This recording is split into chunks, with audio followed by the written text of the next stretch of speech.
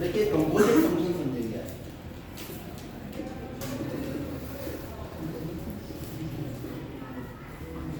Composite function होता है function of function.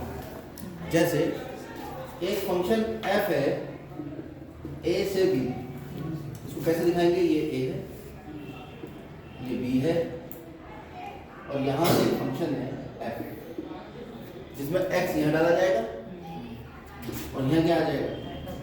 f। एक फंक्शन है g, वो है b से c में, एक और है g, c ये है, वो फंक्शन यहां से यहां काम कर रहा है b से c। यानी जो डोमेन है इसका, f का डोमेन क्या है? a, और g का डोमेन क्या है?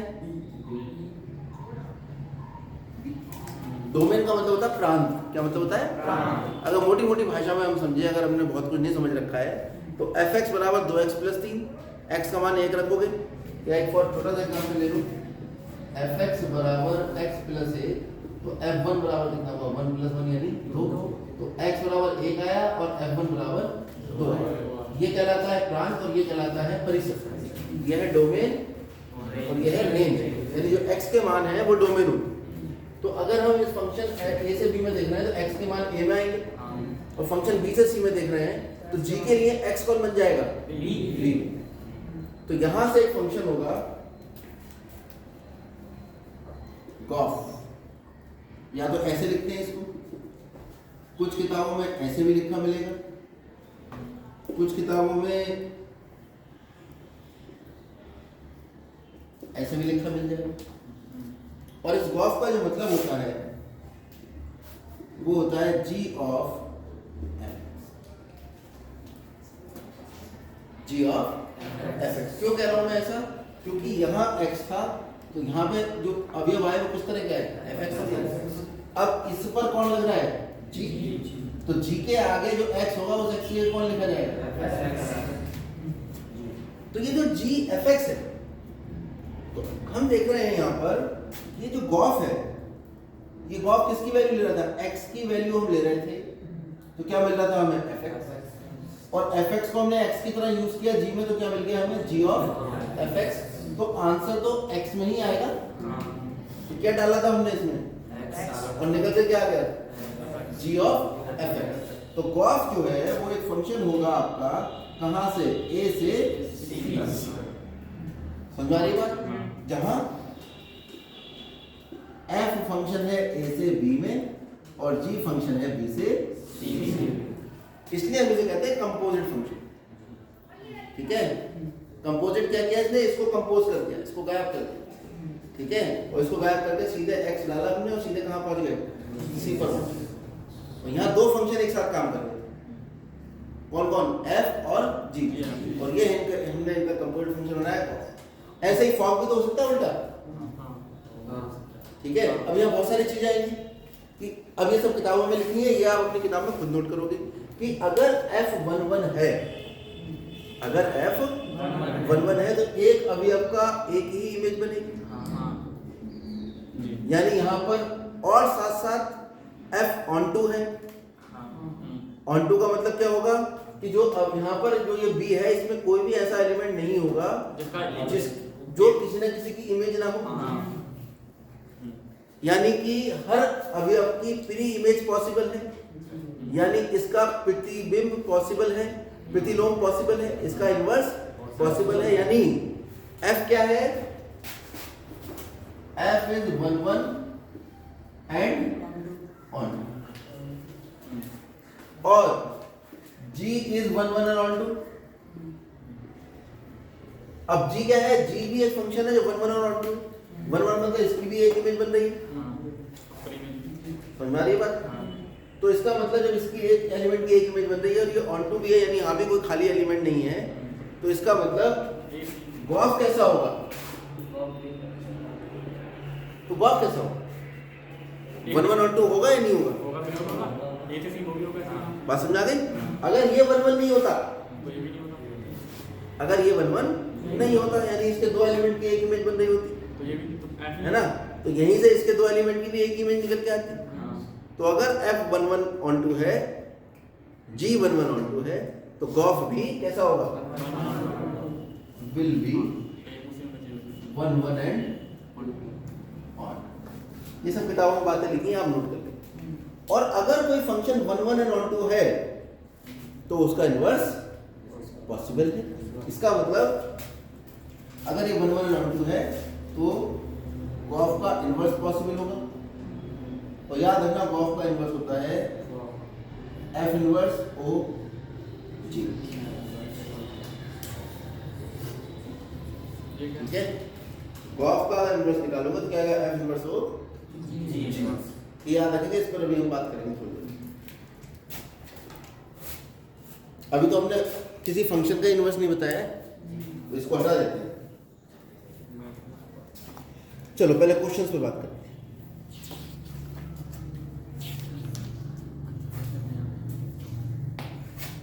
पहला सवाल एक्सरसाइज 1.2 जो कराई नहीं इसी के test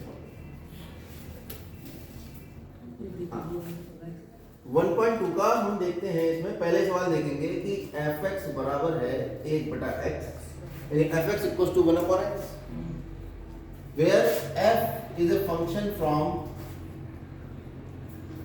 r star to r star. अभी स्टार क्यों लगा दिया नीचे, तो इसने किताब में बताया जहां r स्टार जो है वो ऋणोत्तर वास्तविक संख्याओं का समुच्चय। r स्टार क्या है, ऋणोत्तर वास्तविक संख्या।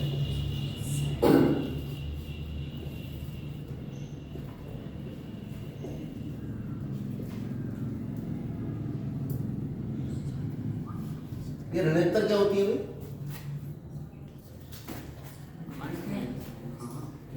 ऋणोत्तर होती है जो ऋण नहीं है। और ऋण क्या क्या मतलब होता है, negative, non negative. Non negative यानी धुआं फैला। ठीक है, आर कैसी संख्या है, नॉन निगेटिव। यदि प्रांत आर को n से बदल दिया जाए तो सह प्रांत पूर्ववत आर्य रहे तो क्या ये परिणाम सत्य होगा। तो पहले तो इसी में जांच लो कि f जो है वो एक फंक्शन है r स्टार से r स्टार में, ये 1 1 है या नहीं। किसकी जांच करेंगे हम, 1 1 की। 1 1 क्या कहते हैं, एक यानी 1 1 की। कल हमने परिभाषा लिखवाई थी, ठीक है, वो परिभाषा बताई थी हमने। आप लेकर चलेंगे fx इक्वल टू और हल करेंगे, और x बराबर y अगर आ गया तो ये एक एक है, वरना एक एक। तो fx 1/x 1/y पीछे गुणा कर लो यहाँ पर, y बराबर x यानी x बराबर y। यानी हम लेकर चले थे fx बराबर fy और हमें प्राप्त हो गया x बराबर y, यानी f कैसा है, एक एक, यानी f इज एक एक यानी 1।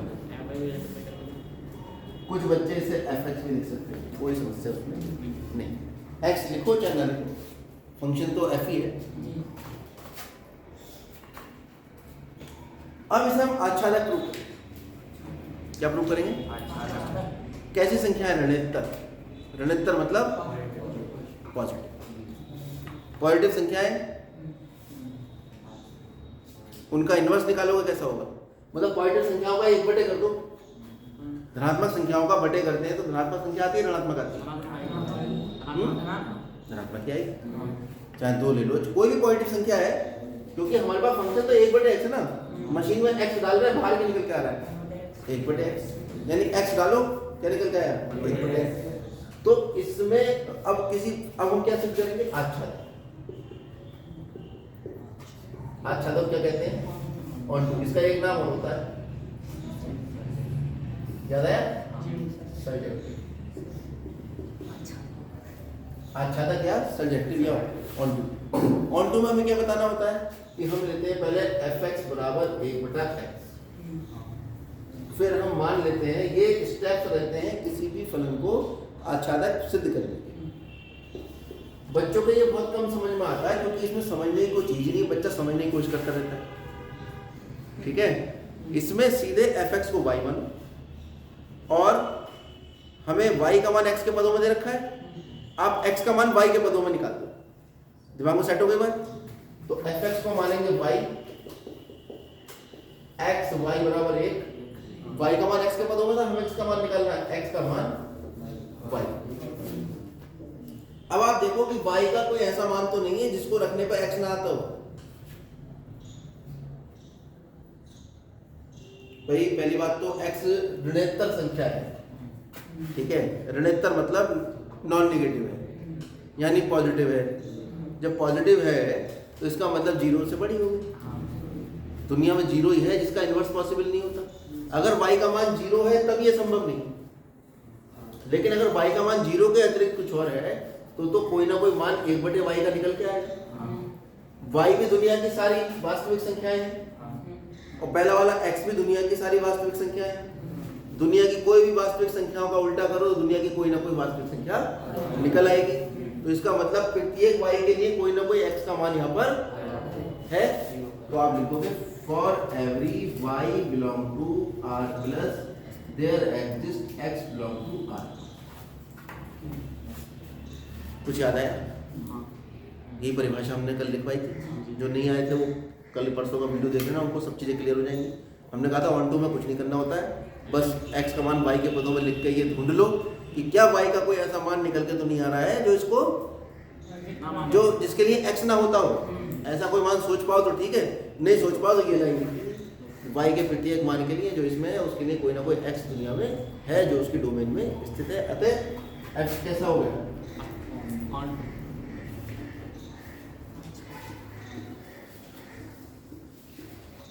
ठीक है, आगे देखते हैं।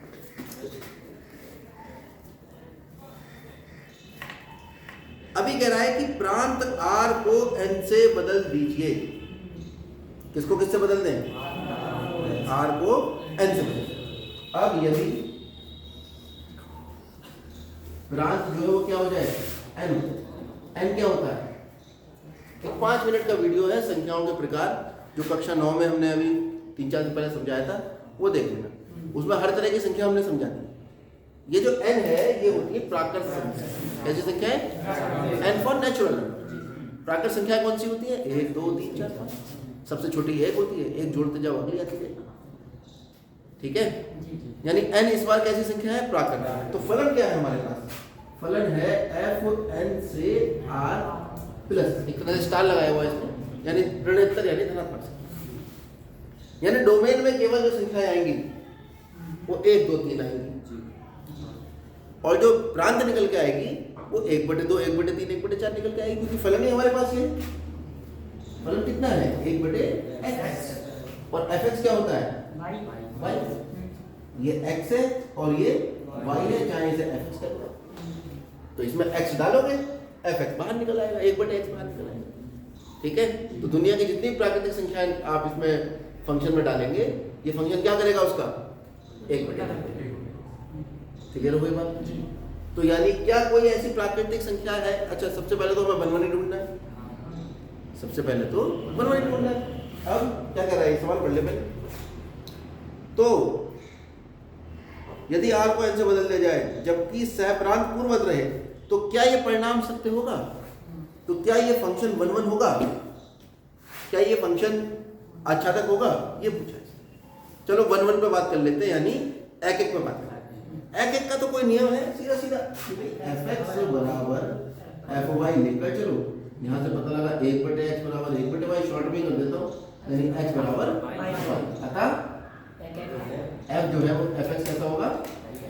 यानी 1 1 होगा। बात करो, ठीक है। अब आच्छादक सिस्टम, आच्छादक के लिए प्रक्रिया तो वही रहेगी। आच्छादक के लिए अब मैं इंग्लिश में लिख रहा हूँ। फॉर ऑन टू के लिए fx बराबर है 1/x, fx को y कह देंगे और x का मान निकाल देंगे किसके पदों में? अब हमें क्या सोचना है? क्या सारे y के लिए कोई ना कोई x है? समझ आ रही बात? अच्छा y कैसा है? y सारी वास्तविक संख्या है। क्या सारी वास्तविक संख्याओं के इनवर्स यानी सारी वास्तविक संख्याओं का 1/, और x कैसी संख्या है? प्राकृत नेचुरल नंबर। क्या दुनिया की सभी वास्तविक संख्याएं यानी रियल नंबर के व्युत्क्रम यानी 1/, प्राकृत यानी नेचुरल नंबर आते हैं? y माइनस में भी है, प्लस में भी है। नहीं, y उसने साफ साफ बता रखा है, सवाल में कोई परिवर्तन नहीं हुआ। r प्लस से r प्लस में ही है, अच्छा, तो y धनात्मक ही है। लेकिन क्या दुनिया की सभी धनात्मक वास्तविक संख्याओं के इनवर्स यानी 1/, नेचुरल नंबर यानी प्राकृत संख्या होती है? भाई 1/5 का उल्टा तो 1/5 का उल्टा क्या होगा? 5 होगा, ठीक है। और 1/5.1 का उल्टा 5.1/1 होगा। और 5.1 नेचुरल नंबर है नहीं, है ना? यानी ऐसे तो एक एग्जाम्पल है, पता नहीं कितनी वास्तविक संख्याएं होंगी जिनका 1/, करने पर नेचुरल नंबर प्राकृत संख्या प्राप्त नहीं होगी, है ना?